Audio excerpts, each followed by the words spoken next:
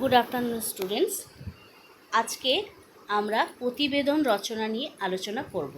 প্রতিবেদন অর্থাৎ report writing. প্রতিবেদন রচনা চ্যাপ্টারটা পড়ার আগে প্রতিবেদন জিনিসটা কি আমরা জেনে নেব।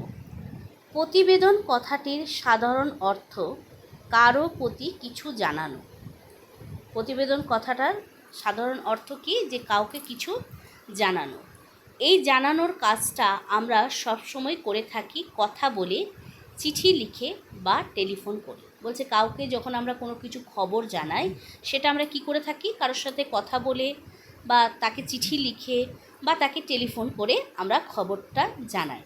কিন্তু প্রতিবেদন ঠিক এই ধরনের এলোমেলো বা যেমন তেমনভাবে জানানো নয়। কিন্তু প্রতিবেদনটা কি?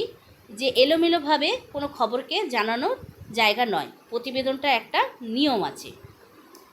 প্রতিবেদন রচনার পেছনে থাকে একটা সুনির্দিষ্ট প্রস্তুতি এবং একটা পরিকল্পিত ছক। বলছে প্রতিবেদনটা রচনা করার পেছনে একটা সুনির্দিষ্ট প্রস্তুতি থাকে আর একটা পরিকল্পনা থাকে। কারণ প্রতিবেদনে সাধারণত কোনো ঘটে যাওয়া বিষয়ের বিবরণ থাকে। তার কারণটা কি? যে প্রতিবেদনে একটা কোনো ঘটনা ঘটে গেছে, তার পুরো বিবরণটা প্রতিবেদনে থাকে। যিনি প্রতিবেদন লেখেন তার দায়িত্ব থাকে তার লেখার মধ্যে দিয়ে ওই ঘটনার বৃত্তান্ত যেন স্বচ্ছভাবে প্রকাশ পায়। বলছে যে প্রতিবেদনটা লিখছে তার কি দায়িত্ব থাকে? যে সে এমনভাবে প্রতিবেদনটা লিখবে যাতে পুরো ঘটনার বৃত্তান্তটা পরিষ্কারভাবে প্রকাশ পায়। কিন্তু তার জন্য ধারাভাষ্যের মতো নিছক ঘটনার বিবরণ দিলে চলে না। প্রতিদিনের অজস্র ঘটনার মধ্যে সংশ্লিষ্ট ঘটনার গুরুত্ব ও বৈশিষ্ট্য যাতে পাঠকের কাছে স্পষ্ট হয়ে ওঠে, সেজন্য প্রতিবেদনের উপস্থাপনা, বিস্তার ও উপসংহারের মধ্যে একটা কৌতূহল সঞ্চারী ধারাবাহিকতা বজায় রাখতে হয় এবং এর জন্য প্রতিবেদনের ভাষার ব্যাপারেও বেশ যত্ন নিতে হয়। বলছে প্রতিবেদনের ভাষাটা মানে লেখার ভাষাটা খুব সুন্দর এবং সহজ সরল হতে হবে, যাতে পাঠক যে খবরটা পড়বে সে যেন পুরো বিষয়টা ভালোভাবে বুঝতে পারে এবং বিষয়টা পড়ার জন্য তার মনে যেন কৌতূহল সৃষ্টি হয়। এবার বলছে প্রতিবেদনের নানা উপলক্ষ আছে। সেই উপলক্ষ অনুসারে প্রতিবেদনকে সাধারণত 3 ভাগে ভাগ করা যায়। বলছে প্রতিবেদনের উপলক্ষ অনুসারে প্রতিবেদনকে 3টে ভাগে ভাগ করা যায়। কি কি? সাংবাদিক প্রতিবেদন, প্রাতিষ্ঠানিক প্রতিবেদন এবং কোনো বিশেষ উদ্দেশ্যে গঠিত সরকারি বা বেসরকারি কমিটির প্রতিবেদন। বলছে প্রতিবেদনকে উপলক্ষ অনুসারে 3 ভাগে ভাগ করা যায়। এক হচ্ছে সাংবাদিক প্রতিবেদন, 2 হচ্ছে প্রাতিষ্ঠানিক প্রতিবেদন, 3 হচ্ছে কোনো বিশেষ উদ্দেশ্যে গঠিত সরকারি বা বেসরকারি কমিটির প্রতিবেদন। এই 3 ধরনের প্রতিবেদনের মধ্যে প্রাতিষ্ঠানিক কমিটির প্রতিবেদন সাধারণত আকারে বেশ বড় হয়। বলছে এই 3 ধরনের যে প্রতিবেদন আছে তার মধ্যে প্রাতিষ্ঠানিক প্রতিবেদনটার আকার একটু বেশি বড় হয়। যেমন কোনো ক্লাব, সমিতি, সংস্থার বার্ষিক প্রতিবেদন প্রাতিষ্ঠানিক প্রতিবেদনের উৎকৃষ্ট উদাহরণ। বলছে যে প্রাতিষ্ঠানিক প্রতিবেদনের উদাহরণ কোনগুলো? যে কোনো ক্লাব বা সমিতির যে বার্ষিক অনুষ্ঠান বা বার্ষিক প্রতিবেদন হয় সেটাই হচ্ছে প্রাতিষ্ঠানিক প্রতিবেদনের উৎকৃষ্ট উদাহরণ। এখানে সংস্থা সারা বছরের কাজের বিবরণ ও আগামী দিনের জন্য কিছু পরিকল্পনার আভাস থাকে। এই প্রাতিষ্ঠানিক প্রতিবেদনে কি থাকে? যে সংস্থার মানে যে ক্লাব বা সংস্থা রয়েছে তার সারা বছরে কি কি কাজ করেছে তার বিবরণ এবং আগামী দিনে তারা কি কি কাজ করবে তারও পরিকল্পনার আভাস থাকে। এতগুলি বিষয়ে বিবরণ দিতে হয় বলে প্রতিবেদনের কলেবর সাধারণত বৃদ্ধি পায়। বলছে প্রাতিষ্ঠানিক প্রতিবেদনে এতগুলো বিষয়ের বিবরণ দিতে হয় বলে প্রতিষ্ঠানিক বিবরণের আকৃতিটা একটু বড় হয়। তবে প্রতিষ্ঠান যদি কোনো বিশেষ উপলক্ষে প্রতিবেদন রচনা করে তবে তার আকার সঙ্গত হতে পারে। বলছে কিন্তু কোনো প্রতিষ্ঠান যদি কোনো বিশেষ উপলক্ষে প্রতিবেদন রচনা করে তবে তার আকারটা কি হবে? ছোট হতে পারে। এখানে উদাহরণ হিসাবে পশ্চিমবঙ্গ রাজ্য নাটক, সঙ্গীত ও দৃশ্যকলা একাডেমির একটি ছোট প্রতিবেদন মুদ্রিত হলো। বলছে এখানে একটা উদাহরণ দেওয়া হলো, যে উদাহরণটা দেখলে আমরা বুঝতে পারবো।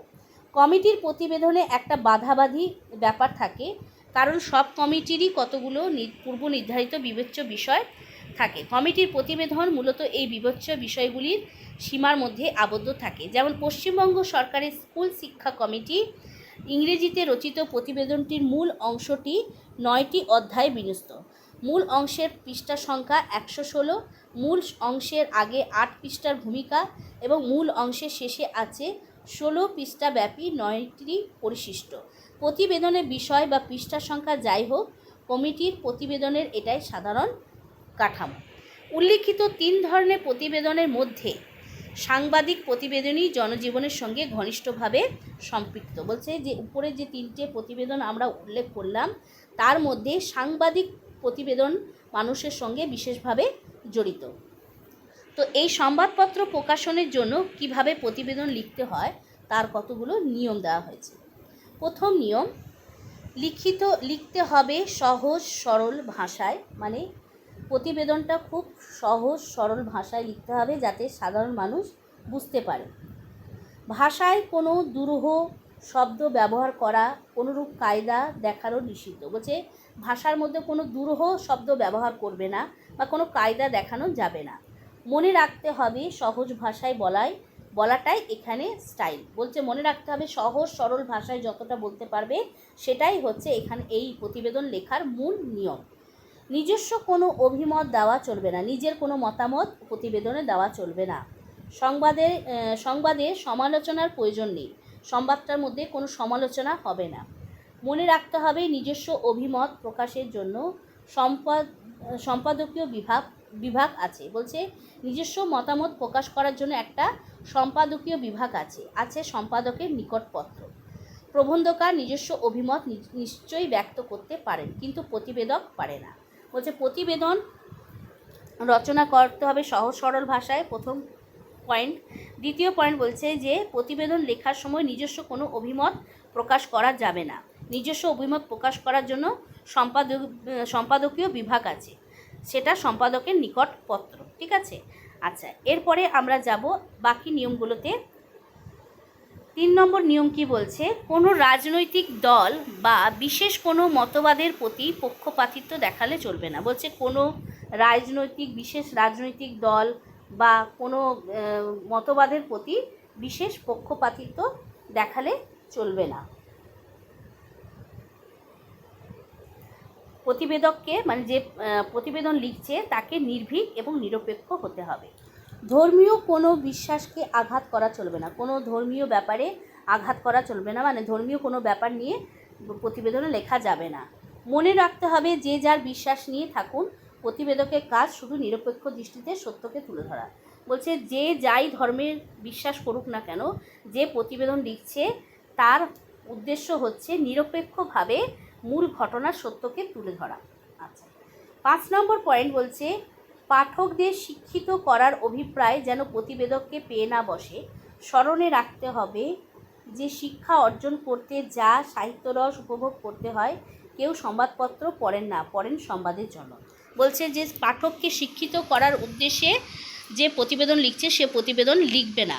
প্রতিবেদন লিখবে কিসের জন্য, যে যাতে পাঠকরা সংবাদটা পড়ে বুঝতে পারে, সেই উদ্দেশ্যে প্রতিবেদনটা লিখতে হবে।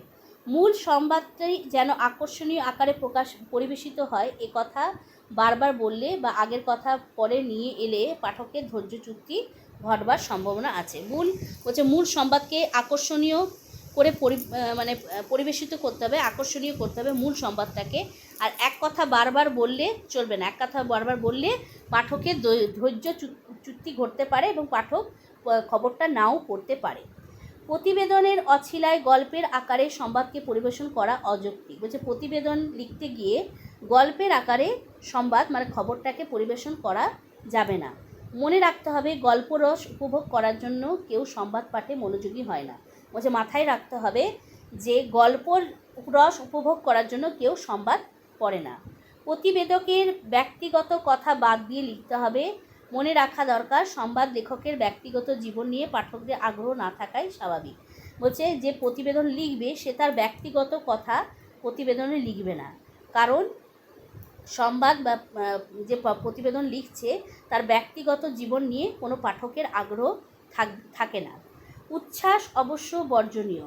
প্রায়ই দেখা গেছে উচ্ছ্বাসের আধিক্যে বা আবেগের প্রকোপে অনেক গুরুত্বপূর্ণ সংবাদ যথোচিত মর্যাদা পায়নি। বলছে প্রতিবেদন লেখার সময় আবেগ বা উচ্ছ্বাসকে বর্জন করতে হবে, কারণ আবেগ বা উচ্ছ্বাসের কারণে অনেক সময় সংবাদ মানে আসল সংবাদটা গুরুত্বপূর্ণ হয়ে ওঠে না। এরপর বলছে প্রতিবেদকের দৃষ্টিভঙ্গি যেন শোভন ও সুরুচি সম্পন্ন হয়। বলছে যে প্রতিবেদনটা লিখবে তার দৃষ্টিভঙ্গি যেন রুচি সম্পন্ন হয় এবং বেশি হালকা বা লঘু শব্দের ব্যবহার না করাই সমীচীন। প্রতিটি প্রতিবেদনের স্থান ও তারিখ দিতে হবে, সংক্ষিপ্ত একটা শিরোনাম দিতে হবে। মানে প্রতিবেদনটা লেখার আগে স্থান আর তারিখ উল্লেখ করতে হবে আর একটা টাইটেল দিতে হবে। প্রতিবেদনে একটি বাজে অপ্রাসঙ্গিক কথা থাকবে না, শুধুমাত্র কাজের কথাগুলি গুছিয়ে লিখতে হবে। প্রতিবেদনে কোনো বাজে বা অপ্রাসঙ্গিক কথা থাকবে না, পুরো মানে কাজের জিনিসগুলোকেই তুলে ধরতে হবে। তারপরে বলছে লেখার গুণে মূল সংবাদটি প্রামাণ্য বা বিশ্বাসযোগ্য হয়ে ওঠা চাই। বলছে লেখার গুণে মানে প্রতিবেদনটা লেখার গুণ মানে লেখাটা এত সুন্দর হতে হবে যাতে সংবাদটি মানে বিশ্বাসযোগ্য হয়ে ওঠে। উত্তম পুরুষে লেখার দরকার নেই, ভাব বাচ্চে লেখাই বাচ্চনীয়।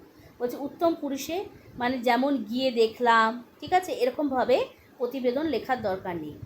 কীভাবে লিখতে হবে? ভাব বাচ্চে লিখতে হবে, মানে গিয়ে দেখা গেল, এইভাবে প্রতিবেদনটা লিখতে হবে।